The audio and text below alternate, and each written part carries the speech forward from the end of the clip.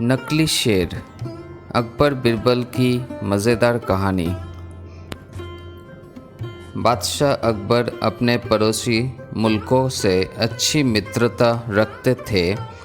ऐसे ही एक फ़ारसी मित्र थे जो कि बहुत ही विशाल साम्राज्य के राजा थे। बादशाह और उनका मित्र दोनों एक दूसरे को अक्सर पत्र लिखा करते और एक दूसरे से मजाक चलती रहती।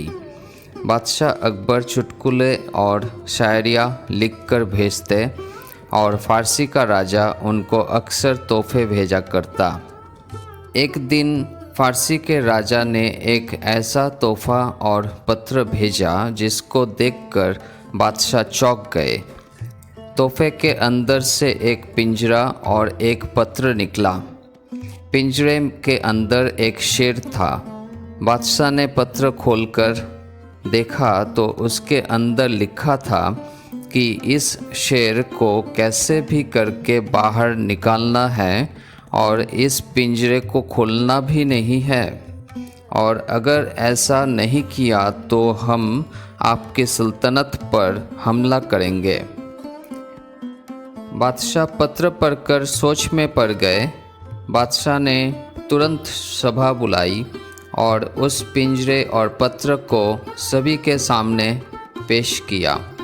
सभी को पत्र सुनाकर सभी से एक एक करके राय मांगी। उस दिन बिरबल किसी सरकारी काम से बाहर गए हुए थे। अकबर को इस बात का अफसोस था कि बिरबल इस मुसीबत बला में उनके साथ क्यों नहीं है। पूरे दरबार में सभी एक दूसरे का मुंह देखने लगे। अकबर ने पूछा कि किसी के पास इस पहेली का कोई हल है क्या? बादशाह समझ गए कि विषय ज़रा गंभीर है। फौरन बिरबल को बुलाने को कहा। दूसरे ही दिन बिरबल दरबार में हाजिर हो गए। बिरबल ने झुककर अकबर का अभिवादन किया। अकबर ने बिरबल के हाथ में उस पत्र को थमवा दिया। बिरबल ने पत्र को ध्यान से पढ़कर आग और लोहे के सरिये की व्यवस्था करने को कहा। बादशाह के हुक्म पर तुरंत सरिये और आग की व्यवस्था की गई। बिरबल ने सरिये को गर्म किया और पिंजरे में शेर को चिपका दिया। जहाँ से शेर को सरिया लगा वहाँ से शेर खंडित हो गया। बिरबल ने राहत भरी सांस ली और बोले, जहाँपना, मसला सुलझ जाएगा। बिरबल ने अकबर से एक बड़े अग्निकुंड की व्यवस्था करने को कहा। अकबर ने 10 लोगों से कहकर इसकी व्यवस्था करवा दी।